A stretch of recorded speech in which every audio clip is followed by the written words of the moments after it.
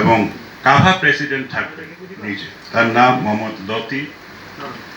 আমরা আশা করি যে তিনি এসে আমাদের এই যে খেলা হচ্ছে সেটা সে অবলম্বন করবেন এবং আমাদের যে ভুল ভ্রান্তি বা ভুল বিচ্যুতি হতে পারে বা আমরা শুদ্ধ করেছি কি করিনি সেটার ব্যাপারেও তারা একটা রিপোর্ট তৈরি করবে বলে আমি জানি।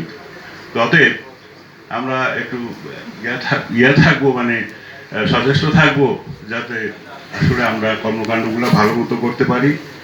আর টেকনিক্যাল ডেলিগেটের ভিতরে আসবে সারা হাসপি, উনি ইরানের, উনি টেকনিক্যাল ডেলিগেট, অলরেডি সে বাংলাদেশে চলে এসছে।